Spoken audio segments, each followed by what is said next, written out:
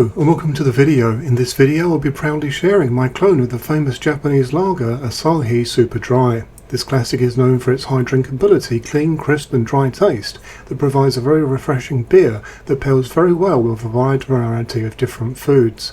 This recipe is all about precision, subtlety and refreshment, so let's get to it. Let's get started with a quick look at this recipe's vital statistics. As you can see, the recipe offers an approximate ABV of 5%, making it a beer that you can enjoy more than one glass of in one session. You will note the predicted final gravity of 1.007, which allows this recipe to claim its super dry title in line with the dryness level found within this lager. The BU-GU ratio shown almost at the bottom shows the relationship between bitterness and alcohol at 0.33, which offers a very easy drinking beer, which is what Asahi is all about.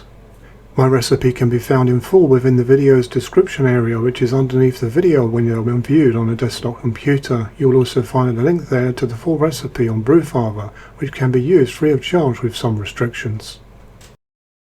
As always, I strongly suggest that you fully convert the recipe before ordering in your ingredients so that you're actually brewing the recipe as it is intended. I also strongly suggest that you brew this recipe as is the first time rather than tweaking it, as tweaks are already in place to bring this recipe into a very good shape. Otherwise the work that I have done here is rather a waste of time. I have a very easy guide to recipe conversion using Brewhouse on my channel as shown on screen now. Within this video, this recipe is being brewed using a Grainfather G40 brewing system to the volume of 19 litres or approximately 5 US liquid gallons. But of course, as part of the recipe conversion process, this can be scaled and shaped to suit your own brewing system and volume requirements.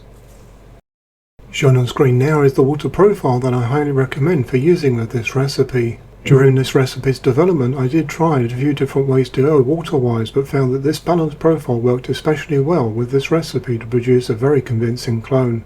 Using the right water profile is of course very important. After all, beer is mostly water and its balance is vital so that it suits the beer that you are brewing. Naturally, this water profile is just one way to go here. If you have a different profile that you really enjoy with this style of beer, then by all means go with that, but I would suggest going with this balanced profile first for comparison if needed later. Brewhouse has very good documentation on how to use the software to make the necessary water changes too, which makes the whole process very easy. I suggest that all brewers, irrespective of experience, start treating their water as soon as possible for the very best of end results. You may well be surprised how very easy this actually is. Now let's get into the brewing process itself. It begins with preheating your mash water to the desired temperature for your first mash step, as shown on screen. Once it's at temperature, add your grain and stir thoroughly to ensure everything is well mixed. You will add your flaked rice at this time also. Once it's at a temperature, add your grain and stir thoroughly to ensure everything is well mixed. You will add your flaked rice at this time too. For this step I'm using a drill-powered mash stirrer, which makes it much easier to break up any clumps and to make sure that all of the grain is fully saturated. If you're using a mash paddle, then it's really best to slowly add the grain and stir continuously. This helps you achieve a consistent mixture and prevents any dry pockets or clumping. With this now done, let's look at the grain bill. Our grain build begins with Pilsner malt at 60%, which helps provide a nice straw gold hue colouring which is iconic in lagers. This malt also promotes a subtle clean flavour that is delicate, which helps focus the beer's dry and crisp finish. Our Pilsner malt is a base malt and also provides the bulk of our fermentables and is essential in providing a highly fermentable wort, which is in key part to achieving the desired dry profile. Then at 34% we have flaked rice, which is essential for a Japanese lager. At this relatively high level, flaked rice will offer a very crisp and dry finish. Using flaked rice in beer brewing is a great way to lighten the body, boost fermentable sugars and create a clean, crisp finish. Flaked rice is a pre-gelatinized rice, meaning that it's been cooked and rolled flat, so it doesn't need to be boiled separately before mashing, unlike raw rice. However, due to the flaked rice, I would recommend the use of rice hulls to your mash. This will help prevent a stuck sparge or a stuck mash, since flaked rice can become compact and gummy and offers no filtering. Rice hulls are neutral, non-fermentable and merely the function of barley husks. They add structure to the mash bed, improving flow without affecting flavour, colour or gravity. One novice mistake is to add too many rice hulls to your mash. Usually you do not need much of these, a couple of handfuls mixed into your mash will do the trick usually, though when rice is involved you may wish to add an extra handful in, just in case. Then lastly at 6% we have Carapils, or an alternative brand. This will help improve head retention, add body and mouthfeel without adding in further colour or flavour. Next up we have our sparge, so time to lift the grain basket and do this. Now I know some homebrewers like to skip this step, but in all honesty I think that's a big mistake. Skipping the sparge means you're leaving behind a lot of usable sugars in your grain, which is clearly a waste. Not only that, but it'll also hurt your efficiency, making it hard to control your final gravity, and in many cases the beer can end up lacking some depth in flavour. If you're curious and want to dive deeper into this, then I have another video on this channel that breaks down all the pros and cons of sparging or not. Our next step is the boil. Before you start your boil timer, it is vital to stir the top foam so that it breaks up and falls to the bottom of the brewing system. This is mostly proteins and these need to stay in the beer, but if you do not stir these in, then it could lead to a dreaded boil over.